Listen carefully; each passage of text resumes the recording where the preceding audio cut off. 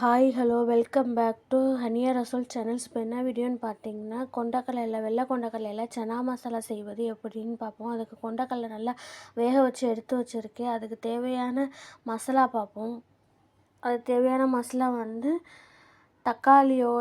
ஒரு தக்காளியோட கொண்டக்கடலையையும் சேர்த்து அரைச்சி வச்சுருக்கேன். இஞ்சி பூண்டு பேஸ்ட்டு 1 டீஸ்பூன், பட்டை கிராம்பு ஏலக்காய் எடுத்து வச்சுருக்கேன். வெங்காயம் நறுக்கியும் போடலாம்.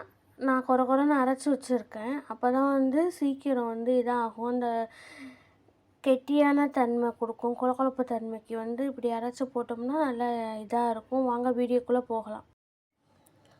Hi hello welcome back to Hafila channels. இப்போ என்ன வீடியோன்னு பார்த்தீங்கன்னா, வெள்ளை கொண்டக்கடலையில் சனா மசாலா செய்வது எப்படின்னு பார்ப்போம். அதுக்கு தேவையான மசாலா என்னென்னு பார்ப்போம். வெங்காயத்தை நான் கொரன்னு அரைச்சி எடுத்து வச்சுருக்கேன். நறுக்கியும் போடலான்னு நான் அரைச்சி எடுத்து வச்சுருக்கேன். ஒரு தக்காளியோட இந்த கொண்டக்கடலை வேக வச்சதையும் ஒரு 10 பீஸ் போட்டு அரைச்சி எடுத்து வச்சுருக்கேன். இஞ்சி பூண்டு பேஸ்ட்டு 1 டீஸ்பூன், பட்டை கிராம்பு ஏலக்காய் எடுத்து வச்சுருக்கேன். வாங்க வீடியோக்குள்ளே போகலாம். அடுப்பில் சட்டியை வச்சாச்சு. இப்போ நான் நல்லெண்ணெய் ஊற்றிக்கிறேன். நீங்கள் எந்த எண்ணெய் வேணாலும் உங்களுக்கு யூஸ் பண்ணுறதுக்கு எண்ணெய் ஊற்றிக்கோங்க. நான் நல்லெண்ணெய் ஊற்றிக்கிறேன். இப்போ எண்ணெய் நல்லா காயட்டும். எண்ணெய் நல்லா காஞ்சிருச்சு. இப்போ பட்டை கிராம்பு ஏலக்காவை போட்டுக்கலாம்.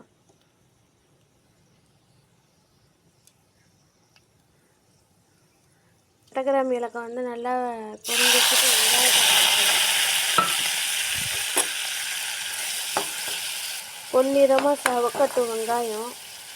வெங்காயம் நல்லா பொன்னிறமாக வதங்கிடுச்சு. இப்போ தக்காளியை பட்டை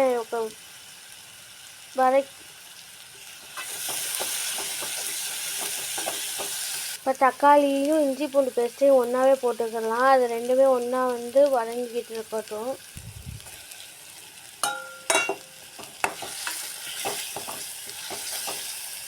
தண்ணியை ஆட் பண்ணிக்கலாம்.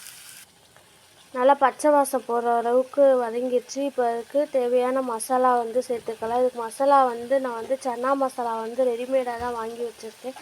வீட்டில் உள்ள மசாலாவும் போட்டுக்கலாம். நான் ரெடிமேட் மசாலா தான் இப்போ போட போகிறேன்.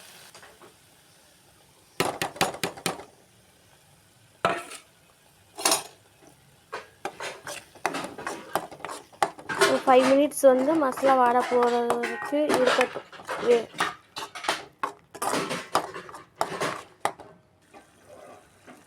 இப்போ நல்லா மசாலா கொதிச்சிருச்சு. இப்போ பயரை போட வேண்டியதுதான்.